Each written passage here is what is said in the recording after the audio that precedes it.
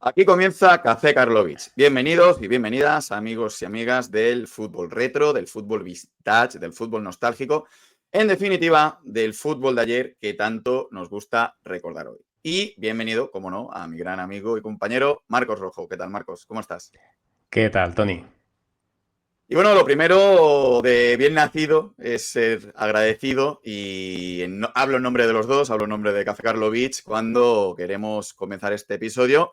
Después de una semana en la cual habéis tenido esas dos partes de la gran entrevista que nos dio el gran Rubén Cano y agradecer a nuestro protagonista por su predisposición, por su tiempo, por haber arañado un par de horas el día de su cumpleaños para concedernos esa, en mi opinión, joya de entrevista que nos regaló.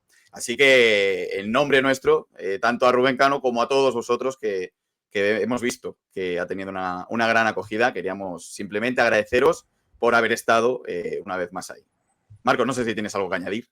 No, poco más. Muchas gracias a Rubén. Muchísimas gracias. La verdad es que fue un detallazo por su parte. Muy simpático, muy encantador. Y muchas gracias también por la acogida, como tú decías. Y bueno, volvemos ya una semana después de, como decía, después de haber tenido esta entrevista y ya volvemos a nuestro habitual ritmo, ¿no? De nuestro ritmo de juego. No hay sección nueva. Son 9 secciones de momento. Estuve el otro día comprobando. Hay más programas que secciones, así que nadie se alarme. Y volvemos con una sección que yo creo que es de las que más gustan, ¿no? Con un expediente Karlovich, ya iba tocando. Y también tocaba en un programa de fútbol retro, yo creo que esto, Marcos, era algo inevitable. Hay un personaje pues eso, que obviamente al final nuestros caminos se iban a cruzar. Lo hemos intentado alargar un poco para que no fuese tan evidente, pero el hombre que llevo aquí en la camiseta, tan icónico como el propio fútbol, pues tarde o temprano iba a aparecer. ¿Cómo no? Estamos hablando de don Diego Armando Maradona. Pues sí, Tony, porque lo complicado de un personaje de esta dimensión tan enorme no es decidir si lo metemos o no en un programa de fútbol retro. Eso es obvio que lo íbamos a hacer. Lo que nos ha resultado un poco más complicado ha sido elegir de qué Maradona hablábamos, porque para inaugurar nuestro canal queríamos elegir a un Maradona especial. Sí, porque es que hay muchos tipos de Maradonas. Tenemos... es una vida tan variopinta y una carrera tan singular la que ha tenido el Pelusa que es que ha sido muy difícil elegirlo. Claro, porque no podemos aportar nada acerca del Maradona de Argentinos Juniors, porque si vemos el informe Robinson, creo que ahí está todo y era muy difícil estar a la altura. Pensamos en la etapa en Barcelona, pero estuvo marcada por las lesiones, los problemas de salud, la inestabilidad. Yo creo que es la etapa más floja dentro del momento top futbolístico de Maradona, así que al menos por ahora la hemos aparcado. Hay una etapa icónica de Maradona, de la que más se sabe, su mejor etapa como futbolista a nivel de clubes, que se dio con su paso por el Nápoles, que coincidió también con la época de Mundial 86. Eso ya seguro que en algún momento del podcast lo hablaremos. Luego también está el Maradona del Sevilla. Para mí fue una caricatura de lo que llegó a ser. Para mí fue quizás el más especial porque fue el que tuve la oportunidad de vivir y de ver en directo. Y cuando digo ver en directo me refiero a la temporada completa. Fue el año en el cual yo llegué a vivir a la Puebla del Río, a Sevilla, y fue el año en el cual me hice socio del Sevilla y pude ver esa temporada completa. Además de esos inolvidables destellos de talento, ¿no? Que se hicieron en su momento, sin todavía manejar esa terminología, se hicieron tan virales, ¿no? Como dar toquecitos con bolitas de papel de plata o con una naranja. Además de eso, tampoco tuvo un rendimiento tan malo. Es verdad que tan solo juega 26 partidos, pero dejó unos registros de 5 goles y 8 asistencias. Y sobre todo, algo que seguramente habrá calado en el sevillismo, esa conexión especial que tuvo con un genio también, como fue Davor Šuker. Para mí fue un Maradona especial, me lo vas a permitir esa licencia. Sí, especial, pero no estuvo al nivel de otros, ¿no? De otras versiones de este pedazo de jugador. Y luego está el de Newell's, que es icónico por la imagen con la camiseta de Yamaha, pero desde el punto de vista futbolístico fue poco menos que anecdótico. Entonces, ¿qué nos queda? Pues esto es como lo del quién es quién, ¿no? Hemos ido descartando personajes y obviamente nos queda, yo creo que junto con el del Nápoles, el más icónico, ¿no? El Maradona de Boca. Fue un amor de idas y vueltas, pero obviamente fue su principal amor, ¿no? Fue aquel equipo que juró volver y lo acabó cumpliendo. Aunque ya no fuera en su mejor momento, aunque fuera un jugador ya venido a menos, pero la huella social, el impacto que dejó en Boca, eso fue algo, yo diría, Marcos, no sé si estás de acuerdo conmigo, algo insuperable. Somos hinchas de Boca y vamos a morir hinchas de Boca. No tiene comparación. Es inútil que hablen. Fíjate esto. No le importa lo que digan los demás. Sí, está ahí con el otro gran pretendiente de Maradona, que fue Nápoles. Y digo Nápoles y no el Nápoles, porque no me refiero solo al club, sino a la ciudad entera. Porque hacer una diferenciación en una sociedad tan pasional con la napolitana resulta tan complicada entre lo que es vida y lo que es equipo, ¿no? Hay que verlo solo en Sorrentino y en sus películas, como siempre tiene que meter la pildorita de Nápoles, y hay veces que parece que incluso, aunque lo que muestra del equipo es anecdótico, parece que incluso la película gira alrededor de él, pues así son también los napolitanos, ¿no? Así que para el club es el jugador más importante de su historia, evidentemente, y tanto que cambió a la muerte de Maradona, cambió el nombre del estadio de San Paolo por el estadio de Diego, por el nombre de Diego, pero es que la ciudad se lo venera tanto que tiene un mural y un altar dedicados a su figura en una pequeña placita del Quartiere Spagnoli, que se ha convertido en una de las principales atracciones turísticas de la ciudad. Yo estuve no hace mucho y, bueno, es un lugar de culto y uno de los lugares a los que sí o sí un visitante de Nápoles tiene que ir. Haces bien en resaltar su relación con Nápoles y con el Nápoles, porque digamos que con el resto del país, con los italianos, como que no terminó muy bien la cosa, ¿no? Están molestos con los italianos. Por eso. Rompieron la bandera. Sí, rompieron mi bandera. Rompieron mi bandera y eso no se lo voy a perdonar jamás en la vida.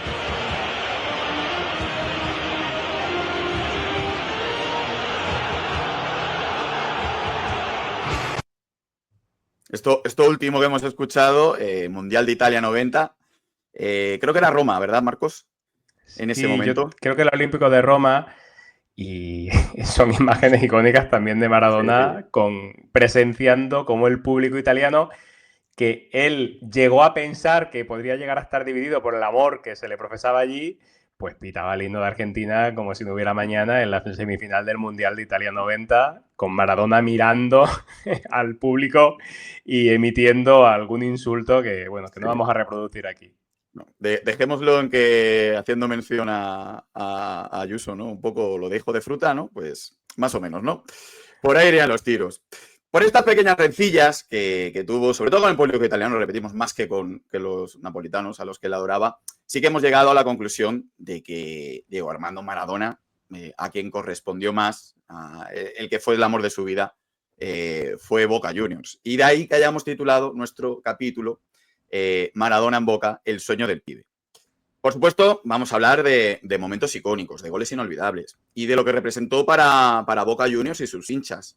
También incluiremos pues, testimonios de sus compañeros, el impacto que va a dejar en el club, el impacto que va a dejar en la Bombonera, en el barrio de Boca, en toda Argentina, ¿no?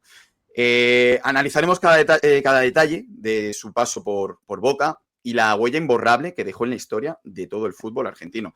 Pero bueno, como se dice normalmente, comencemos por el principio y vayamos al grano. Vayamos al fichaje. ¿Cómo llega Maradona a Boca? Pues Maradona, Tony, brota del semillero de Argentinos Juniors, que es el equipo con el que debuta en primera en el año 76, pocos días antes de cumplir los 16 años. Y desde el principio se vio que tenía algo especial.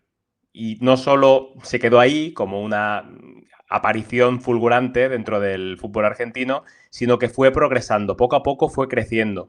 Temporada a temporada iba mejorando sus prestaciones, hasta que despuntó en el Mundial Sub-20 de 1979, ahí se dio a conocer más internacionalmente y ya fue nombrado 2 veces, siendo jugador de Argentinos Juniors, mejor futbolista argentino del año. Así que llegó el año 81, Maradona tenía solo 20 años y tras algunas intentonas de equipos internacionales como América de Cali, el Sheffield United, la Juve, el Barcelona, Maradona se peleó con la directiva del Argentinos Juniors y pidió marcharse. Claro, es que cuando esto se supo, los mejores clubes argentinos del momento se interesaron por él, obviamente. Rosario Central, Independiente, Vélez y, cómo no, los grandes, ¿no? Los más grandes, River y Boca. Se iban a enfrentar por el Diego en un duelo tan decisivo como el de la final de Libertadores que tuvimos no hace muchos años en Madrid, en el Bernabéu. Podríamos haberlo narrado este extracto, de hecho, en un Rivalidades ese partido o incluso esto en un Relatos Salvajes. Pero bueno, parecía que River era el mejor colocado para acometer la contratación, tenía una mejor situación económica que el resto y ofreció a Argentinos Juniors por su base $6 millones y el traspaso de 2 jugadores, aparte. Y a Maradona, al ser el mejor jugador, el jugador mejor pagado del equipo, junto a Pasarela y a Ubaldo. No estaba mal, ¿eh? Las condiciones. No.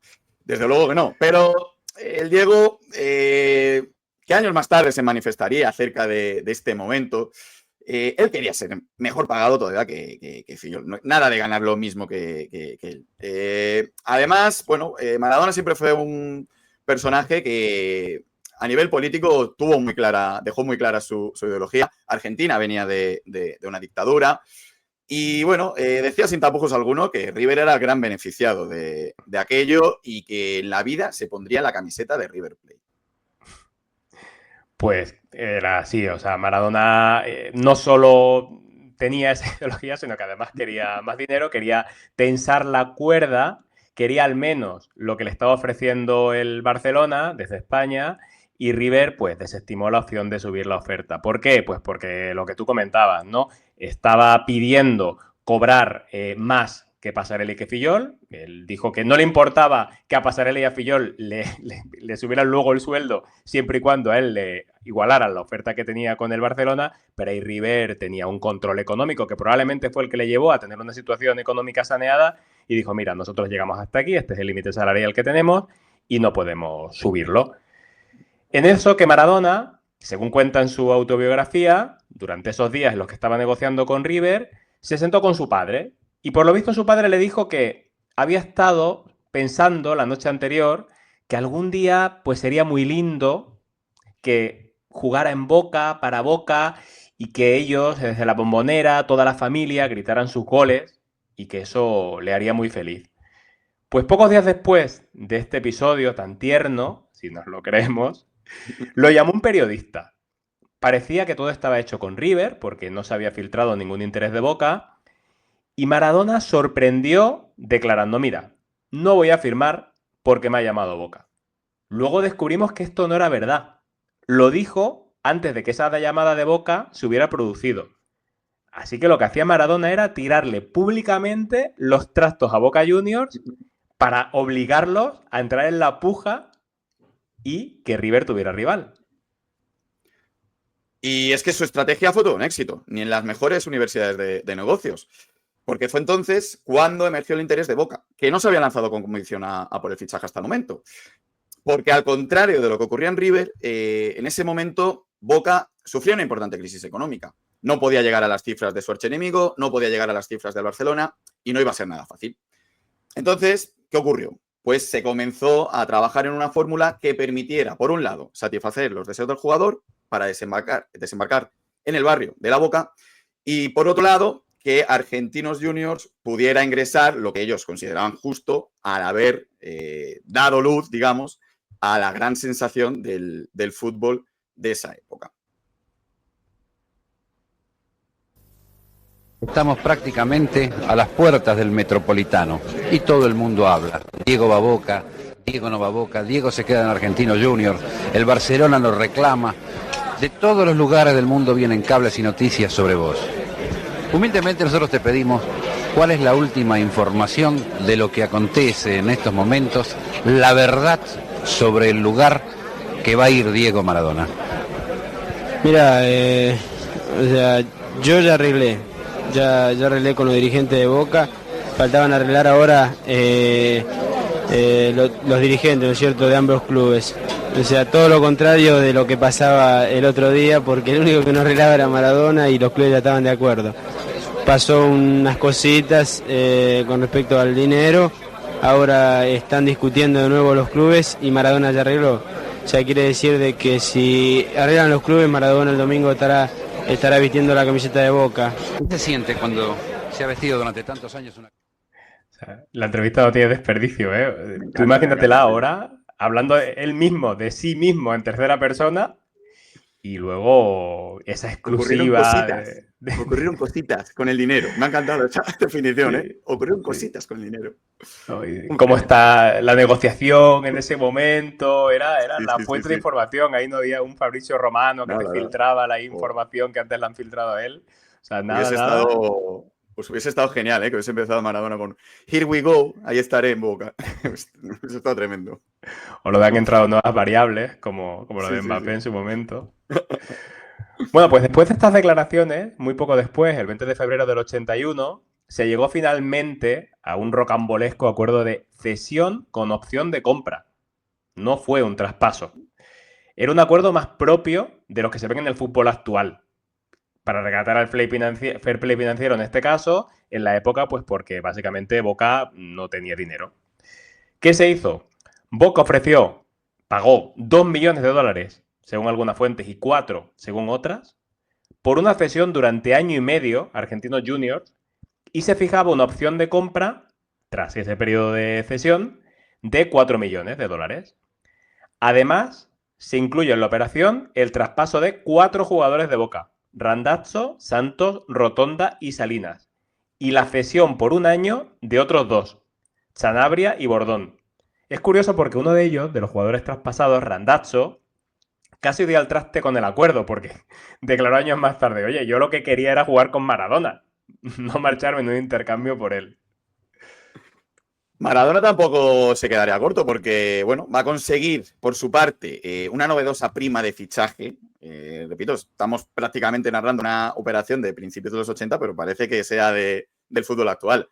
Una prima de fichaje de $600,000. Aparte, otros $500,000 asegurados por un amistoso. Y un sueldo de 15 cuotas de $60,000 cada una. Aparte de un bonus por cada amistoso, $10,000 si se disputaba en Argentina y 50.000 si el amistoso era en el extranjero. River se quedaba sin Maradona, aunque se consoló poco después fichando desde el Valencia al gran Mario Alberto Kempes, viejo conocido, como ya pudimos ver en la entrevista con Rubén Cano. En el caso de Boca, Diego llegaba como el gran salvador. Venían de años muy regulares y el carisma y la forma de jugar de Maradona pues hicieron que desde el primer minuto los hinchas pues sintieran que estaban ante un jugador especial y se volcaron con su nuevo ídolo que llenó de ilusión la Bombonera. Pues sí, Tony, porque solo 2 días después del fichaje, hablamos de un 22 de febrero, se iba a producir el debut oficial de Maradona con la camiseta de Boca en un partido correspondiente al torneo metropolitano que le enfrentaba al mismo rival al que se había enfrentado en su debut con Argentinos Juniors. Esos datos curiosos que pasan a veces en el fútbol. El Talleres de Córdoba. Se generó una locura tremenda, como podemos imaginar, y a las 5:30, con unos asfixiantes 32 grados de temperatura, una Bombonera repleta en cuyas gradas también estaban los padres de Maradona, don Diego y doña Tota, se disponía a dar la bienvenida a su nuevo ídolo. €1 millón se recaudaron esa noche, Tony. Bueno, de euros de pesos. Más bien de pesos. Que de pesos, sí. Bueno, ahí en la Unión Europea todavía no andaba. Esta multitud lo que no sabía era todavía que Maradona tenía una lesión muscular en el muslo, que se le había producido en uno de sus últimos partidos con Argentinos Juniors. Y se temió hasta el último momento que no pudiera saltar al campo. Tú imagínate, después de toda la que se arma, si Maradona no aparece por allí. El dolor era intenso, se infiltró y hasta tomó pastillas para poder dormir y pudo saltar finalmente al campo. Y ahí hubo desenlace feliz. Encima Boca ganó 4-1 y Diego Armando Maradona no defraudó a nadie, marcó 2 goles, eso sí, ambos de penalti. El primero, el que abrió la lata, y el último, el que cerraba el festín. La conexión con la grada fue inmediata, un idilio de película. Fue el primer día que soy yo en la grada, ese canto que se hizo himno. Lo quería Barcelona, lo quería River Plate, pero Maradona es de Boca porque gallina no es. Vaya canción, ¿eh? Solo podían inventarla los argentinos, la verdad. Pues a nivel deportivo, ya no solo a nivel económico, como estamos viendo, y a nivel pasional, sino que a nivel deportivo la llegada de Maradona también fue un éxito, porque Boca, gracias a él, armó un equipo muy fuerte. Ya tenía jugadores como Brindisi, el Loco Gatti, Ruggeri, Perotti, pero les faltaba un líder, les faltaba un jugador como Maradona. Y con Silvio Marcholini en el banquillo, un mito de la historia del fútbol argentino, de la historia de Boca, se llevaron finalmente el torneo metropolitano, el primero de los títulos que estaba en liza tras la llegada del Astro. El metropolitano, porque entonces no había ni apertura ni clausura. Se disputaban el metropolitano y el nacional, también dependiendo de la época del año. Eran diferentes torneos, uno era más liguilla, el otro era más de eliminatorias, y eran los torneos que entonces había a nivel nacional. Maradona no solo debutó bien, como has comentado, sino que creció, siguió brillando y fue la gran figura de la competición. 28 partidos, 17 goles, y no solo marcaba goles, sino que también generaba juego, asistía, deslumbraba básicamente como cada intervención. Era un Maradona top. Gracias a su flamante fichaje, Boca se proclama campeón el 15 de agosto de 1981, tras empatar a 1 con la Academia, con Racing de Avellaneda. La Bombonera explotaba y Maradona no podía estar más feliz. Era su primer título grande en Argentina. Los hinchas invadieron el campo, lo llevaron en volandas y la fiesta, pues como te puedes imaginar, Marcos, se extendió por toda Buenos Aires. Ese título consolida a Maradona como el mejor jugador del país y un ídolo absoluto para Boca Juniors. Va más allá de tener un grandísimo jugador con mucha calidad. Hay un partido que queda en la memoria de todos los Xeneices. Es el superclásico contra River en la Bombonera. Boca gana 3-0 y Maradona le hace un golazo a Fillol. Primero lo gambetea, lo deja en el suelo y define con una sutileza que Tarantini no pudo despejar en la línea. Un gol que representa lo que era Diego. Talento, velocidad, frialdad para definir. Un gol que entró en la galería de los mejores maradonianos. Ya Boca, Tony, se esperaba lo mejor, porque claro, aún tenía un año de cesión por delante. Pero ese año ya no fue tan exitoso como esa primera mitad, justo después de debutar, esa primera mitad de año. Ya en el torneo nacional, que se disputaba en la segunda parte del año, Boca cayó eliminado pues casi en las primeras de cambio, en cuartos de final, frente a Vélez Sarsfield, y se achacó esa derrota precisamente al cansancio provocado por la gran cantidad de amistosos, tanto en Argentina como fuera del país, que Boca estaba obligado a disputar por contrato para pagar precisamente el fichaje de su estrella. Para que veamos que una estrella como esta, alguien de tanto relumbrón, pues verdad que te da, pero también te quita. Ya llegó el siguiente torneo, que era de nuevo el Metropolitano, y ahí ya Maradona apenas jugó. Porque, por un lado, ya prácticamente se daba por hecho su traspaso al Barcelona, supongo que ya habría algo apalabrado. Y por otro lado, Menotti lo quería fresco para el Mundial de España, y ya en febrero dejó de jugar con Boca Juniors. Eso es también sorprendente. Un jugador que se pierde varios meses de competición por un compendio entre selección, posibilidad de traspaso. Eso tampoco me imagino que pudiera suceder. Ahora hay amenazas de grada o posibilidad de algún castigo, pero que sin que hubiera ningún mal rollo, hablando un poco simple entre futbolista y su equipo, que hubiera una situación como esta, la verdad es que se hace un poco extraño. El balance con Boca en esta primera etapa fue bueno. Fue una etapa corta, pero muy intensa, 40 partidos y 28 goles. Y es que Maradona siempre fue un poco guadiana, ¿no? En toda su carrera. Aparecía de repente a reones, una preparación física bestial, luego se diluía, desaparecía, volvía a aparecer. Es algo que definía un poco su carrera. Y como bien dices, ¿no, Marcos? Pues la alegría a Boca y el genio, sobre todo, que tenía con Maradona, pues le dura poco. Como está tan de moda ahora, ¿no? Debí tirar más fotos, pensaban en Boca por aquel entonces. En el verano del 82 se termina la cesión, Boca está en crisis económica y no puede hacer frente a esa opción de compra para retenerlo. Es entonces cuando el Barcelona pone 7 millones de dólares sobre la mesa de Argentinos Juniors y se lo llevó, convirtiéndose en el fichaje más caro de la historia del fútbol hasta el momento. Obviamente ya las cifras de hoy hablan por sí solas. Su despedida de la Bombonera pues fue muy emotiva. Los hinchas coreaban su nombre y él prometió lo que cumpliría después, que algún día volvería. Se iba como un ídolo. Se iba como un ídolo, pero si lo vemos ahora, en frío y con la perspectiva del paso del tiempo, fíjate que yo creo que a Boca no le salió tan bien la jugada, porque solo pudo disfrutar de Maradona 18 meses. Para más Inri no sacó tajada del traspaso, porque todo lo que pagó el Barcelona se fue a las arcas de Argentinos Juniors, que, ojo, sigue colocando esta operación como la más cara de su historia, porque son los 4 millones del préstamo, hemos dicho que estaba entre 2 y 4, para Argentinos son 4, según su versión. Están los 7 de la venta al Barcelona, con impuestos llegó a 10, y aparte habrá que ajustar esos valores a la inflación. Y esto sin tener en cuenta el precio de los 4 jugadores que entraron en el traspaso, que, bueno, yo he leído un tuit, ¿no?, de Argentinos Juniors diciendo que Maradona es el fichaje o la venta más cara de su historia, y no estaban incluyendo en la tasación a los jugadores que entraron en el traspaso, por lo cual sería aún mayor si hicieran esa tasación. Para Argentinos Juniors, un gran negocio. Para Boca, bueno, quedó un mito, quedó un auténtico icono de su club, por eso sí mereció la pena. A nivel números, a nivel deportivo, meramente deportivo, pues probablemente no es tanto como la fama de Maradona puede llegar a indicar. Y tras su salida de Boca, pues llega lo mejor de Maradona, como hemos dicho antes.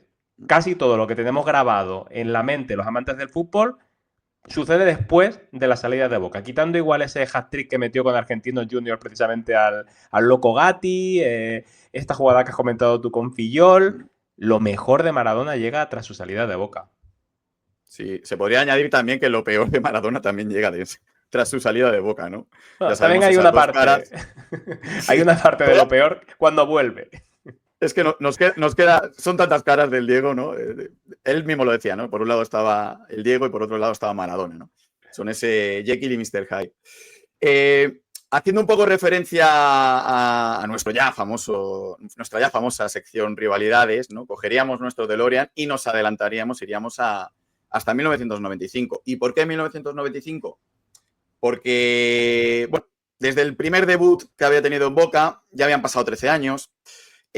Con ellos muchas cosas en la vida de Maradona, el marcaje de Gentile en España 82, el lance con Goicoechea, los 2 Scudettos con el Nápoles, la Copa de la UEFA, barrilete cósmico, la mano de Dios, insultos a la grada durante el himno de Argentina en Italia 90, como hemos comentado al inicio de este episodio.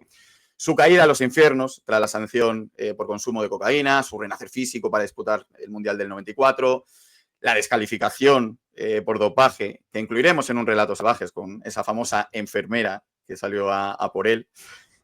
Toda esta descalificación lo tuvo todo de fuera del fútbol toda la temporada 94-95 y parecía que ahí se acababa su etapa como futbolista. Pero él, como hemos dicho antes, tenía una ilusión. Y esa ilusión era volver a Boca, el club de sus amores. Quería volver como jugador-entrenador y no quería volver a cualquier precio. Sí, él estaba enamorado de Boca, pero no a cualquier precio.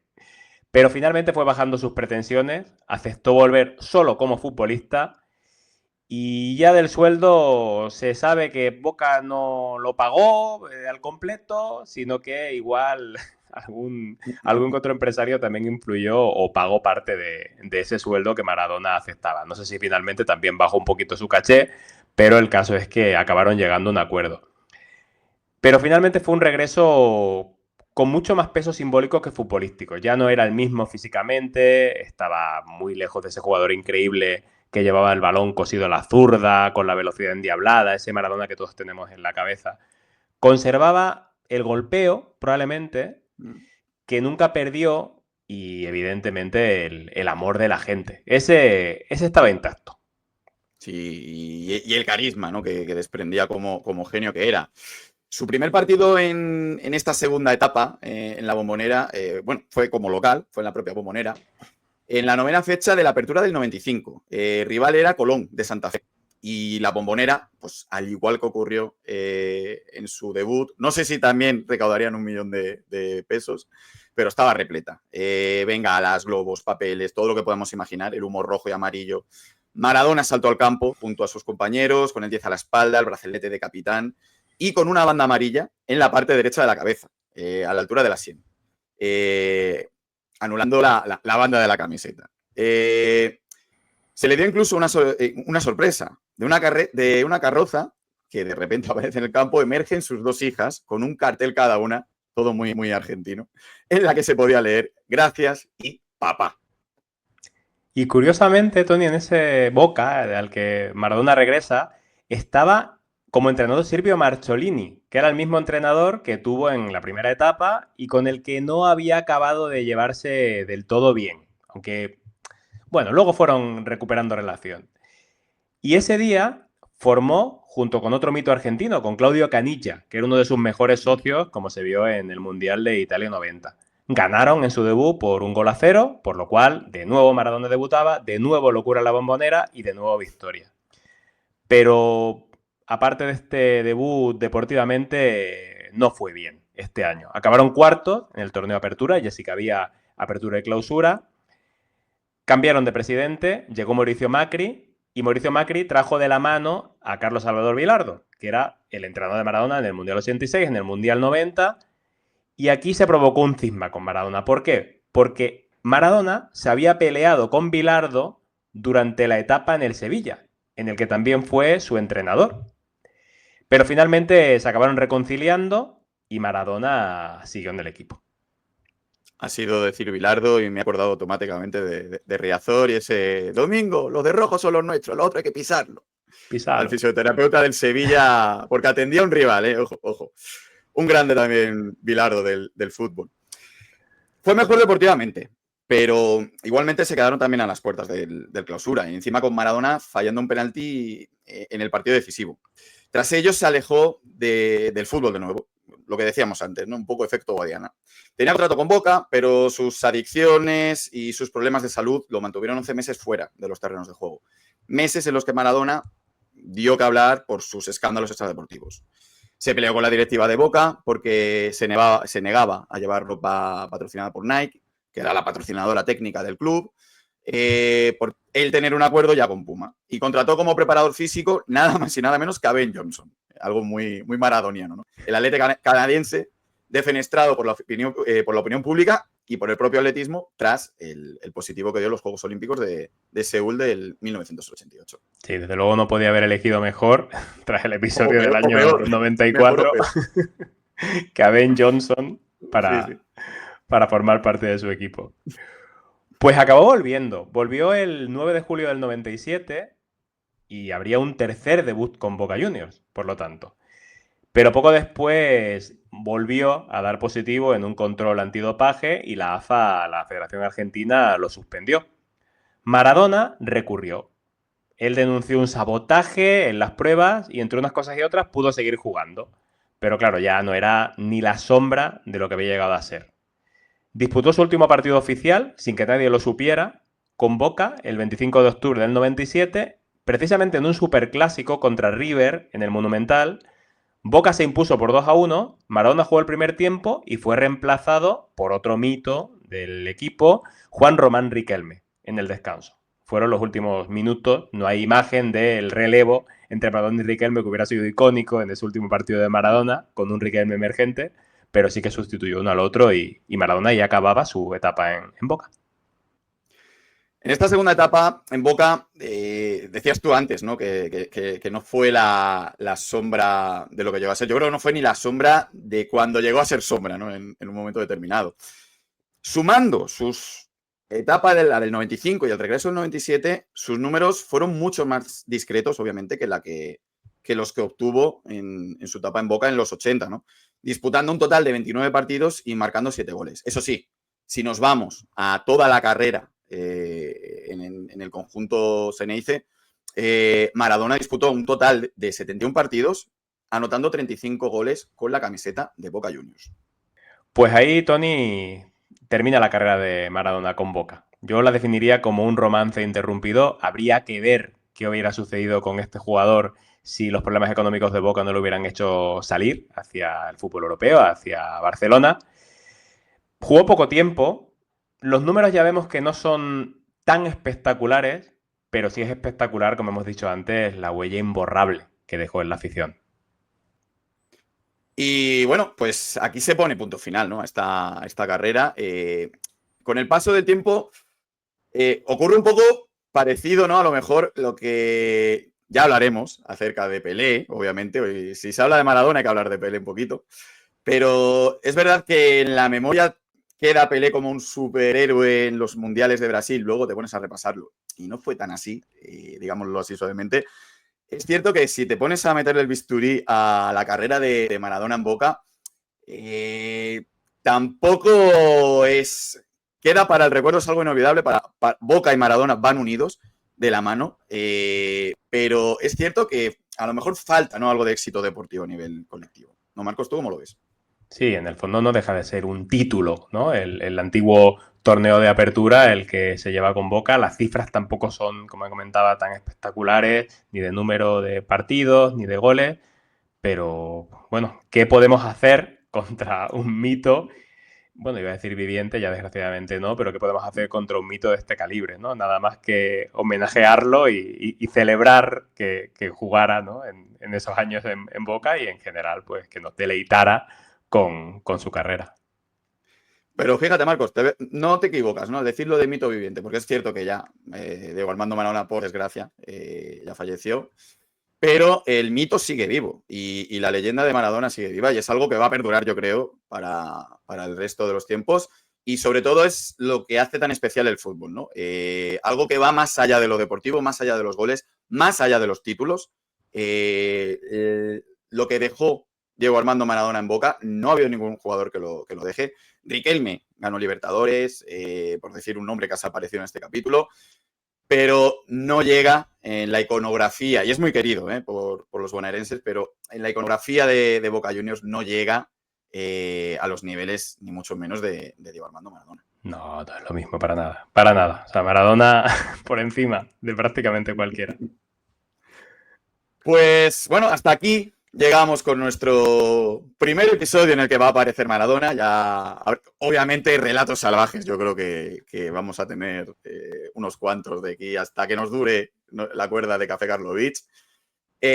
Algún gol del Trinche que otro seguramente también van a salir de sus botas. Pero bueno, de momento yo creo que hoy ha estado bien repasar su carrera en el club de sus amores, en el club de su vida, en Boca Juniors. Como siempre, si queréis apoyar el proyecto, podéis seguirnos en nuestras redes sociales, en X, @cafekarlovich. Podéis seguirnos, suscribiros y darle a la campanita, todas esas cosas que se dicen en YouTube, en nuestra plataforma de YouTube. Podéis seguirnos en nuestras plataformas de podcast, en iVoox, en Spotify, Apple Podcast. Daros las gracias por estar ahí, vamos creciendo, la familia cada vez va siendo más grande. Y como no, Marcos Rojo, muchísimas gracias por tu trabajazo. Gracias a ti y gracias a todos por acompañarnos y nos vemos en el siguiente episodio. Y hoy para despedirnos, obviamente, pues una despedida especial, como siempre decimos, esta noche juega el Trinche, pero esta noche también juega Diego Armando Maradona.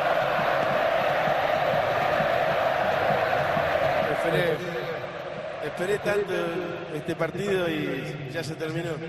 Ojalá que no se termine nunca este amor que siento por el fútbol y que no termine nunca esta fiesta, que no termine nunca el amor que me tienen. Les agradezco en nombre de mis hijas, en nombre de mi vieja, en nombre de mi viejo, de Guillermo y de todos los jugadores de fútbol del mundo. El fútbol es el deporte más lindo y más sano del mundo. Eso no le quepa la menor duda a nadie. Porque se equivoque uno, no tiene que pagar el fútbol. Yo me equivoqué y pagué. Pero la pelota no se mancha.